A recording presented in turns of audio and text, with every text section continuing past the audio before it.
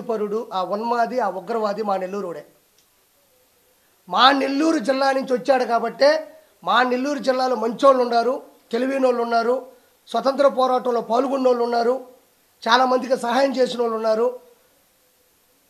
కాబట్టి ఈరోజు అతను సరాసరి ఒక మనిషితోనూ ఒక సాధారణమైన వ్యక్తితో మాటలు మాట్లాడినట్టు నాకు అనిపించలే.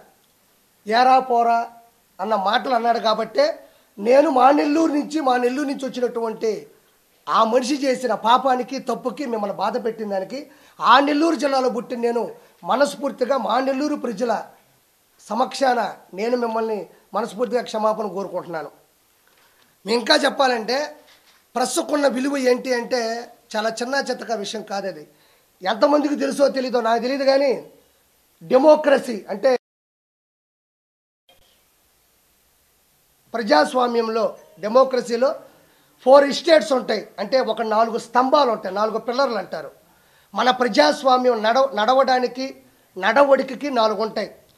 ఒకటి వచ్చి ఎగ్జిక్యూటివ్ అంటే గవర్నమెంట్ ప్రభుత్వం, రెండోది లెజిస్లేచర్ అంటే అది పార్లమెంటు అసెంబ్లీ రెండు కలిపినటువంటిది, మూడోది జ్యుడిషియరీ అంటే హైకోర్టు సుప్రీంకోర్టు మిగతా అన్ని కోర్టులు, నాలుగోది మీరు గర్వపడగలిగింది మీరు క్లాప్స్ కొట్టగలిగింది ప్రెస్ మీడియా. 4 ఉంటే ఒకటి గవర్నమెంటు లెజిస్లేచరు జ్యుడిషియరీ ఉంటే నాలుగోది ప్రజాస్వామ్యంలో అధికారికంగా ఇచ్చిన హక్కు ప్రెస్. అది సోషల్ మీడియా కావచ్చు, ఎలక్ట్రానిక్ మీడియా కావచ్చు, లేకపోతే ప్రింటింగ్ మీడియా కావచ్చు, ఏ మీడియా అయినా కావచ్చు. వాడు చిన్నోడైనా పెద్దోడైనా చిన్న విషయమైనా పెద్ద విషయమైనా అధికారంలో ఉన్నా అహంకారంలో ఉన్నా వాడు ఎలాంటి వాడినైనా తప్పు చేస్తే ఉచ్చబిపించే కెపాసిటీ ఉన్న ఏదన్నా అధికారికంగా ఒకటి ఉంది అంటే అదే మీడియా. ఈరోజు కిరాకార్పి స్థాయికి వచ్చాడంటే చేపల పులుసు, నెల్లూరు పెద్దరెడ్డి చేపల పులుసు పెట్టినా, నేను ఎంగేజ్మెంట్ చేసుకున్నా, జబర్దస్తులో ఉన్నా, బయటకు వచ్చినా, పొలిటికల్గా మాట్లాడినా, ఈరోజు నేను బయటికి వెళ్తే ఒక్కొక్క వీడియో ట్రెండింగ్లో ఉందంటే నా హావభావాలు కావచ్చు, నా ఆలోచనలు కావచ్చు, నా అగ్రెసివ్ కావచ్చు జనాలకు తెలుస్తుందంటే మా అమ్మో మా నాయనో నా భార్య చెప్తే జనాలకు తెలియదు. మీడియాని నమ్ముకున్నా, మీడియా నన్ను ఈరోజు నిలబెట్టి ఒక స్థాయిలో ఒక స్థానంలో నిలబెట్టింది కాబట్టి ఆ మీడియాకి నేను నా శిరస్సు ఉంచి మా నెల్లూరు ప్రజల తరపున ఒక వ్యక్తి చేసినటువంటి చెడ్డ పనికి మేము సిగ్గుతో తలదించుకుంటూ మీ అందరికీ శిరస్సు ఉంచి క్షమాపణ కోరుకుంటున్నాను దయచేసి. ఎందుకంటే అతను కూడా నెల్లూరు జిల్లాలో తాళపూడి అనే గ్రామంలో వచ్చాడు. మా మా మా దౌర్భాగ్యం. అదే నెల్లూరులో వేమిరెడ్డి ప్రభాకర్ రెడ్డి లాంటి గొప్ప వ్యక్తి రావడం మా సౌభాగ్యం. నేను ఎందుకు చెప్తున్నానంటే తప్పుగా అనుకోకూడదని, నెల్లూరు జిల్లాలో శ్రీ పొట్టి శ్రీరాములు గారు చాలామందికి తెలియాలి విషయం. పొట్టి శ్రీరాములు గారు ఎవరు అంటే ఆ నెల్లూరు జిల్లా పేరు అంటున్నారు. 50 అంటే మన ఆంధ్రప్రదేశ్ ఇప్పుడు హైదరాబాదు విడిపోయింది కానీ తెలంగాణ అట్లా మన ఆంధ్రప్రదేశ్ ఒకప్పుడు తమిళనాడులో కలిసిపోయి ఉండేది. భాష ప్రకారం ఇతరుల పనుల మీద కూడా మనం చాలా బానిసత్వంలో ఉండేవాళ్ళం తమిళుల మధ్యన. ఆ టైంలో నెల్లూరులో పుట్టిన పొట్టి శ్రీరాములు గారు సబర్మతి ఆశ్రమం దగ్గరికి వెళ్ళి, అంటే ఆయన భార్య ఆయన కూతురు చనిపోయారు, ఆయనకి మనస్సు చెలించిపోయింది, ఇంకా చేసేదేమీ లేక అన్నదమ్ములకి అమ్మకి ఆస్తి ఇచ్చేసి సబర్మతి ఆశ్రమంకి వెళ్ళి ఉప్పు సత్యాగ్రహంలో పాల్గొంటే ఆయన అకుంఠిత దీక్ష పట్టుదల చూసి గాంధీ గారు ఒక మాట అన్నారు, ఒక 10 మంది పొట్టి శ్రీరాములు గాన ఈ ప్రజాస్వామ్యంలో ఉంటే ఏడాదిలో స్వతంత్రం తేవచ్చు అన్నాడు. అలాంటి గొప్ప వ్యక్తిని కన్న నేల మా నెల్లూరు. తర్వాత స్వతంత్రం వచ్చిన తర్వాత ఆయన అడిగాడు అంతకుముందే గాంధీ గారిని, నెహ్రూ గారిని, సార్ నేను స్వతంత్ర ఉద్యమంలో పాల్గొంటాను, నేను ప్రాణాలనైనా వదిలేస్తాను, కానీ రాగానే మా ఆంధ్ర రాష్ట్రం కూడా తమిళుల మధ్య నలిగిపోతుంది, మాకు కూడా సపరేట్గా ఒక స్వతంత్రాన్ని ఇచ్చి మాది ఒక సపరేట్గా ఒక రాష్ట్రాన్ని చేయండి అంటే ఓకే అన్నారు. ఆ తర్వాత ఇవ్వకపోతే బంకుపట్టి తట్టుకోలేక జార్జి టౌను అన్నాపిల్లై వీధి చెన్నైలో కూర్చున్నాడు.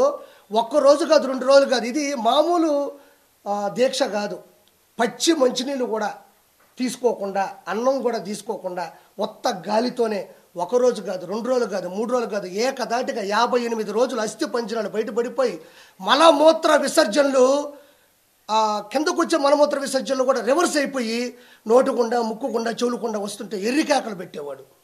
చాలామంది అతనికి నిమ్మరసమో నీళ్ళు పోసి లేపుదాం అనుకున్నా కూడా ఆయన తగ్గల, మొంకుబొట్టు పట్టాడు. నాకు తమిళనాడు నుంచి మా ఆంధ్ర రాష్ట్రాన్ని సపరేట్ చేయండి అన్నాడు. ఆఖరికి 58 రోజుల తర్వాత అస్థి పంజరాలతో కూడి ఎముకల మీద పురుగులు పారాడుతూ ఉన్నా కూడా చివరి శ్వాస వరకు పోరాడి చనిపోయిన తర్వాత మన ఆంధ్ర రాష్ట్రం సపరేట్గా ఒక రాష్ట్రంగా ఫామ్ అయింది. దానికి ముఖ్య కారకుడు శ్రీ పొట్టి శ్రీరాములు, నెల్లూరు జిల్లా శ్రీ పొట్టి శ్రీరాములు గారు. అదేవిధంగా ఇది ఇంతెందుకు చెప్పాల్సి వస్తుందంటే ప్రస్తుకున్న విలువ మా ఊర్లో జరిగిన తప్పుడు ఉద్దేశాలు చెప్తున్నా. పొచ్చలపల్లి సుందరయ్య గారు తన చిన్న వయసు అంటే తన తక్కువ జాతి వాళ్ళని ఇంట్లో అన్నం పెట్టకపోతే అడిగి బయటికి వెళ్ళిపోయి వాళ్ళకి తనతో పాటు పక్కన కూర్చోబెడితే కానీ నేను తిన్నవని ఆ వయసులోనే సుందరరామరెడ్డిని పేరు నుంచి రెడ్డి తీసేసి అందరితో పాటు సమానత్వం ఇచ్చిన వ్యక్తి. అదేవిధంగా ఆయన కమ్యూనిస్టు భావజాలు కలిగిన వాడు. అందరూ సమానంగా ఉండాలి, సమానంగా బతకాలి, సమాంతరంగా న్యాయం ఉండాలనుకున్న ఒక వ్యక్తి. మూడో పాయింట్ ఏంటంటే ఆయనకు పెళ్ళైన తర్వాత ఆయనకు పిల్లలు పుడితే ఎక్కడ తన భావాజాలానికి తన కమ్యూనిస్టు సంబంధించినటువంటి ఆలోచనలకి సరిగ్గా నడవడిక ఉండదు. వాళ్ళు ఏదైనా తప్పు చేస్తే మన స్వార్థం కోసం మన పద్ధతులను మార్చుకుంటామేమో అనుకొని ఆయన తన భార్యకి పెద్ద ఆపరేషన్ చేయించేశాడు. అంటే అంత గొప్ప వ్యక్తి సుందరయ్య గారు. మీకు తెలియని విషయం ఏం కాదు, ఇక్కడ కూడా ఉంటారు స్టాచ్యూలు కూడా. పొచ్చలపల్లి సుందరయ్య గారు. ఆ తర్వాత దోపగంట రోషమ్మ గారు సంపూర్ణ మద్యపాన నిషేధం కోసం ఆ రోజుల్లోనే తన 2 పిల్లకాయలు సారాయి ముందు దాగి కొట్టుకుంటుంటే మా ఇంట్లోనే ఇట్టుంది పరిస్థితి, మిగతా ఆ ఇళ్లలో ఎలా ఉందని చెప్పి ఆడవాళ్ళందరినీ నడుము బిగించి హైదరాబాద్ తీసుకొచ్చి ఎన్టీ రామారావు గారి దగ్గర వాగ్దానం చేయించుకొని ఆ తర్వాత ఎన్టీ రామారావు గారు గెలవగానే మొదటి సంతకం పెట్టిందే సంపూర్ణ మద్యపాన నిషేధం దోపగుంట రోషమ్మ గారు. అంటే ఆడది గడప దాటమే కష్టం అనుకున్న రోజుల్లో చేసిన పని. ఆ తర్వాత వేమిరెడ్డి ప్రభాకర్ రెడ్డి గారు కొన్ని కోట్ల స్కూల్ కానీ వైద్య విద్య ఈరోజు 130 వాటర్ ప్లాంట్లు కుల మతాలకు అతీతంగా చేస్తూ ఉన్నాడు. ఈరోజు కోట్ల రూపాయలు ఖర్చు పెట్టాడు. ఈరోజు మీకు తెలియని విషయం ఏంటంటే ఈ అక్రమార్కుడు, ఈ దుర్మార్గుడు, ఈ అవినీతి పరుడు పోటీ చేసింది ఎవరి మీదో కాదు, అదే నెల్లూరులో ఉండే దేవుళ్ళ లాంటి మనిషి వేమిరెడ్డి ప్రభాకర్ రెడ్డి గారి మీద 2,60,000 ఓట్లతో ఒక ఎంపీగా ఆయన గెలవడం అంటే చిన్న చితక విషయం కాదు. ఆయన మీద ప్రేమ, ఇతని మీద ద్వేషం. ఆయన సతీమణి కూడా 54,000 ఓట్లతో కోవూరు ఎమ్మెల్యేగా కూడా గెలిచారు. అంటే మా నెల్లూరు అంత గొప్పోళ్ళు వచ్చారు. ఇంతవరకు చూడనటువంటి ఇలాంటి దౌర్భాగ్యుడు కూడా మాకు వచ్చాడు. మీ ప్రెస్ వాళ్ళని అనేది ఇలా మాట్లాడకూడదు అనేది నాకు చాలా బాధగా అనిపిస్తూ ఉన్నది. అందుకని నేనే కోరుకున్నా. ఇంకా అలాంటి వ్యక్తుల్ని ఆల్రెడీ ఆపేసే ప్రయత్నాలు కూడా వస్తున్నాయి. కాబట్టి ఇది విషయం. ఇంకా రెండోది ఏంటంటే నాకు 2 ప్రశ్నలకి సమాధానం కావాలా. వైఎస్ జగన్మోహన్ రెడ్డి ఇప్పుడు ప్రతిపక్ష నాయకుడిగా ఉన్నాడు. ఏంటంటే ఈ మధ్యన ఒక ఇష్యూ నడిచింది. శాంతి గారు అని ఒక ఆవిడ వచ్చారు. ఆయన హస్బెండ్ పేరు మదన్ మోహన్ గారు. తర్వాత మన విజయసాయి రెడ్డి, రంగంలోకి వెళ్తే సుభాష్ రెడ్డి, నలుగురి మధ్యన ఒక స్టోరీ నడుస్తూ ఉంది. నేనేమంటున్నా అంటే విజయసాయి రెడ్డి DNA టెస్ట్కి వెళ్తాడా లేదా, వైఎస్ జగన్మోహన్ రెడ్డి అసెంబ్లీకి వస్తాడా రాడా? నాకు 2 క్వశ్చన్లు జగన్మోహన్ రెడ్డి ప్రభుత్వాన్ని నేను హెచ్చరిస్తున్నా. DNA టెస్ట్కి విజయసాయి రెడ్డి వెళ్తాడా లేదా, జగన్మోహన్ రెడ్డి అసెంబ్లీకి వస్తాడా రాడా? ఇప్పుడు ఒక నిమిషం అండి, మా ఇంట్లోనో లేదా పక్కింట్లోనో ఇంకో పక్కింట్లోనో లేదా ఇంకొక చోట ఏదో ఆడవాళ్ళతో ఒక సమస్య జరిగింది, ఒక వ్యక్తి వచ్చాడు, ఇలా జరిగింది.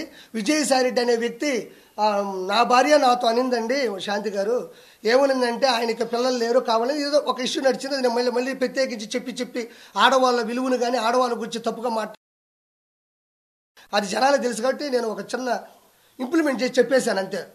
ఇప్పుడు ఏమంటున్నారంటే జనాలు ప్రజల చేత ప్రజల కొరకు ప్రజల యొక్క ఉన్నటువంటి ఈ రాజ్యాంగబద్ధంలో ఒక వ్యక్తి ఒక ఎంపీగా మెంబర్ ఆఫ్ పార్లమెంటు రాజ్యసభ సభ్యుడిగా ఢిల్లీలో ఉన్నాడు. ఎక్కడ మన ఆంధ్రప్రదేశ్లో ఎన్నుకోబడినటువంటి ఒక రాజ్యసభ సభ్యుడు ఢిల్లీకి వెళ్ళినప్పుడు వాళ్ళు ప్రశ్నిస్తారు, మేము నీకు ఓట్లేసి గెలిపించాం కదా, నువ్వు మంచోడు అనుకున్నాం కదా, ఆ అమ్మాయి వచ్చి ఇప్పుడు ఒక అలిగేషన్ పెట్టింది, వాళ్ళ హస్బెండ్ వచ్చేసి ఆవిడ నాతో అనింది, కాబట్టి నువ్వు దీనికి సమాధానం చెప్తావా లేదని అడుగుతున్నారు. నేను కాదు అడిగేది, ప్రజలు అడుగుతారు.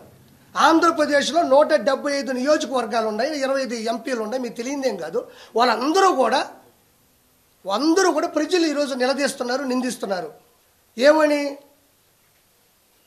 విజయ్ ఏమంటాడంటే దానికి వచ్చిన మాట చెప్తాడు. ఏం మాట చెప్తా అంటే ఆ అమ్మాయే చెప్పింది, ఆయన వయసు ఎంత నా వయసు ఎంత, నీ వయసు ఎంత నా వయసు ఎంత అనేది DNA టెస్టా? నేను ఇప్పుడు తప్పే చేయను, నా పేరు విజయసాయి రెడ్డి అని గట్టిగా అరిస్తే విజయసాయి అది డిఎన్ఏ టెస్ట్ అవుతుందా? వెంకటేశ్వర సన్నిధిలో వచ్చిన ప్రమాణం చేస్తా అంటాడు, ఇది డిఎన్ఏ టెస్ట్ అవుతుందా? మరి అలా అనుకుంటే ఈరోజు సివిల్ కేసులు ఉన్నాయి, క్రైమ్ కేసులు ఉన్నాయి, రకరకాల హత్యాకాండ కేసులు ఉన్నాయి, 302 సెక్షన్ ప్రకారం ఉన్నారు, జీవిత ఖైదు అనిపించే వాళ్ళు ఉన్నారు. వాళ్ళందరూ కూడా ఇదే మాట చెప్తారు, మా అమ్మ మీద ఒట్టేసి చెప్తున్నాను, మా నాయన మీద ఒట్టేసి చెప్తున్నాను, మా అమ్మని అడగండి నేను ఎంత మంచోడ్నో, మా ఊరోళ్ళని అడగండి ఎంత మంచోడ్నో. ఈ మాటలు అనేటివి ప్రజా పరిపాలనలో సరిపోతాయా? ఈ మాటలు గట్టిగా అరిచినంత మాత్రానో నేను ఎలాంటి వాడినో మీకు తెలియదు అనే మాటలు తాత్కాలికం, ఏదో సరదాగా విని ఊగుట్టు వదిలేసేటి తప్ప వీటికంటూ కొన్ని టెస్టులు ఉంటాయి. డిఎన్ఏ టెస్ట్ ఉంటుంది. ఆ డిఎన్ఏ టెస్ట్లో ఒక ఎంట్రీకి ఇచ్చేస్తే ఒక 10-15 నిమిషాలు ఒక రోజు చూసి ఆ జీన్స్ కరెక్ట్గా ఉందా లేదా ఏంది అనేది ఒకటి చెప్పేస్తారు. ఇవన్నీ ఎందుకు? తప్పే ఉంది. ఒక ప్రభుత్వం ముందుకెళ్ళేటప్పుడు 4 అలిగేషన్స్ వస్తాయి, నలుగురు మన మీద అరుస్తూ ఉంటారు. ప్రజాస్వామ్యంలో ప్రజల చేత ఎన్నుకోబడ్డ వాళ్ళం కాబట్టి, మనం ఢిల్లీ వరకు వెళ్ళినటువంటి రాజ్యసభ సభ్యుడు కాబట్టి, ప్రజలకి నమ్మించాల్సిన అవసరం మనకుంది కాబట్టి నోరు మూసుకుని మనం ఏం చేయాలంటే డిఎన్ఏ టెస్ట్కి అధికారికంగా ఏదో ప్రైవేటు బద్దీకరణ అవసరం లేదు, కోర్టు ద్వారానో లేకపోతే ఒక గవర్నమెంట్ అధికారంగా ఇచ్చే డిఎన్ఏ టెస్ట్గా ప్రజల సమక్షంలో లోపలికి వెళ్తావు వస్తావు వాళ్ళు చెప్తారు. అన్నీ మీకు తెలియదా? ఈరోజు అసెంబ్లీలోకి వెళ్తే గెలిచిన ప్రతి శాసనసభ్యుడు ప్రమాణ స్వీకారం చేస్తాడు, ఇది చట్టబద్ధం. క్యాబినెట్ మినిస్టర్లు చేస్తారు చట్టబద్ధం, సీఎం చేస్తారు చట్టబద్ధం, డిప్యూటీ సీఎం, అలానే ప్రతిదానికి ఒక చట్టం ఉంటుంది. కాబట్టి ఇవన్నీ వేస్ట్ మాటలు. అతను ఒకటే అంటున్నాడు, ఏమంటున్నాడంటే సార్ నాకు డైవర్స్ ఇవ్వలేదు, నాకు ఇచ్చిన డైవర్స్ కరెక్ట్ కాదు, నాకు డైవర్స్ ఇవ్వలేదు, నాకు డైవర్స్ ఇచ్చేసని చెప్పి పేపర్లో నకిలీ 22లో పుట్టినరోజు జరిగినప్పుడు కూడా కేకు మీద మా ఇద్దరు పేర్లు రాసున్నారు. అంటే నేను విడిపోయినప్పుడు, నేను బయటకు వచ్చేసినప్పుడు నా మీద ప్రేమ ఎక్కడి నుంచి వస్తుంది అని మాస్కులు వేసుకోకుండా కేక్ కట్ చేసేటప్పుడు కూడా ఒక వీడియో వచ్చింది. అంటే ఇవన్నీ కూడా ఎవరికైనా అర్థమైపోతుంది ఇది కరెక్ట్ అని. ఎందుకంటే ఒక భర్త వచ్చేసి 2 ఆడపిల్లకాయలను పెట్టుకొని భార్యని నిలదీసి బయట పెడితే పరువు పోదా? ఇప్పుడు 2 పిల్లకాయలు ఆడపిల్లలే కదా వయసుకు వస్తున్నారు. కాబట్టి ఖచ్చితంగా విజయసాయి రెడ్డి అనే వ్యక్తి 100% ఆల్రెడీ నిందితుడు. ఆల్రెడీ కొత్తగా నిందించాల్సిన అవసరం లేదు. ఆల్రెడీ విజయసాయి రెడ్డి అనే వ్యక్తి A2గా ఉన్నాడు, అక్యూజ్డ్ 2. ఒక ఎవరే పర్లేదు వాడి పెట్టి మళ్ళీ దాన్ని ఎత్తుక్కోలేదు, ఇప్పుడు వచ్చిందో లేదని ప్రింట్. ఓకే డన్, సరదాగా. ఇప్పుడు నేను ఒకటి అంటున్నా, ఆల్రెడీ A2 ఇతను ఆల్రెడీ పోయి చెప్పకూడదు తిన్నాడు, సెంట్రల్ జైల్లో చెప్పకూడదు తినేసి వచ్చినాడు. అలాంటి వ్యక్తి ఇది చేసుంటాడని ఎవరైనా నమ్ముతారు. కాబట్టి డిఎన్ఏ టెస్ట్కి ఖచ్చితంగా అటెండ్ అవ్వాలి. డిఎన్ఏ టెస్ట్కి విజయసాయి రెడ్డి ఇప్పుడు కూడా పెట్టాడు ఒకటి, నాకు ఏ మహిళతోనూ అక్రమ సంబంధాలు లేవు. ఇప్పుడు పెట్టాడు, ఒకసారి చూసుకోండి, ఇందాక చూసుకోండి. తనకు ఏ పరాయి మహిళతోనూ అక్రమ సంబంధాలు లేవని విజయసాయి రెడ్డి తెలిపారు. వెంకటేశ్వర సన్నిధిలో వెంకటేశ్వర నాశనం చేసిందే వీళ్ళు, వెంకటేశ్వర కొండని నాశనం చేసిందే ఈ వైఎస్ఆర్సీపీ ప్రభుత్వం. మళ్ళీ వెంకటేశ్వర సన్నిధికి వెళ్తాడంట. వెంకటేశ్వరని భయపెట్టిందే వీళ్ళు, వెంకటేశ్వర కొండని కూల్చిందే వీళ్ళు మళ్ళీ వెంకటేశ్వర సన్నిధికి వెళ్తారంట. ఎందుకంటే ఎగిస్తంతే 11 వచ్చినాయి, ఈసారి కానీ పోయినాడంటే మళ్ళీ ఎగిస్తంతాడు. తర్వాత వచ్చి అమ్మాయి నాకు కూతురుతో సమానం అన్నాడు. ఇవన్నీ వేస్ట్ మాటలు. నేను కూడా చెప్తా, మాటలు చెప్తే అవో పనులు కావాలా? ఎవరో ఒక ఇంట్లో జరుగుంటే వాళ్ళు పడతారు, కోర్టుకు వెళ్తారు, ప్రపంచానికి తెలిసేది కాదు. ఈయన రాజ్యాంగబద్ధంగా ఇప్పుడు చేయాలా? ఇంకోటి, విజయసాయి రెడ్డి ఇంత పెద్ద పొరపాటు చేసి ఇంత పెద్ద అలిగేషన్ జరుగుతుంటే, వైఎస్ఆర్సీపీకి ఇంత పెద్ద డ్యామేజ్ జరుగుతుంటే జగన్మోహన్ రెడ్డి ఆడున్నాడు. జగన్మోహన్ రెడ్డి దీని గురించి ఎందుకు మాట్లాడడం లేదు? ప్రెస్ గురించి అంత రేపో గీ అని మాట్లాడుతూ ఉంటే, ఏమండి అది పెద్ద తప్పు అండి, మీరు తప్పు చేశారు, ప్రెస్ వాళ్ళకి క్షమాపణ చెప్పాలని కూడా ఏ మాట అతను అనలేదు. అంటే ఆ ఉన్మాది ఇంకా మారలేదు. ఇంకోటి కూడా నేను చాలా గట్టిగా చెప్తున్నా, విజయసాయి రెడ్డి ఖచ్చితంగా ప్రెస్కి కంపల్సరీ క్షమాపణ చెప్పి తీరాల. దీని మీద ప్రెస్ వాళ్ళు కానీ మీ యూనిటీ కూడా చాలా గట్టిగా ఉంటుంది. పిఆర్ వాళ్ళ సమక్షంలో కానీ మీరు చేసే పద్ధతి కానీ మీరు నిలదీస్తారు. అదే మీకే సమస్య వచ్చినప్పుడు మీరు చెబుతూ కొట్టినంత సమాధానం ఇవ్వకపోతే ఇది ప్రతి ఒక్కరికి ప్రెస్ అనేది చులకనయ్యే అవకాశం 100% ఉంది. నేను దయచేసి ప్రెస్ సమక్షంలో ప్రెస్ ముందు మాట్లాడుతున్నా, దయచేసి విజయసాయి రెడ్డి అనే ఒక A2, ఒక దొంగ, ఒక అవినీతిపరుడు, ఒక అక్రమార్కుడు, ఆంధ్ర రాష్ట్రాన్ని సమూలంగా నాశనం చేయడంలో కంకణం కట్టుకున్న విజయసాయి రెడ్డి లక్షల కోట్లు అడ్డగోలుగా సంపాదించిన విజయసాయిరెడ్డి ప్రెస్కి 100%. ఇక్కడ ఒక పార్టీ ప్రెస్ కాదు, ఓవరాల్గా చూస్తే ప్రెస్ ఇది. ఈ మీ మనోభావాలు చాలా వరకు దెబ్బతిన్నాయి కూడా. దయచేసి అతని దగ్గర క్షమాపణ చెప్పించేంత వరకు మీరు గట్టిగా ఉండాలని మనస్ఫూర్తిగా నేను మీ తరపున కోరుకుంటున్నాను.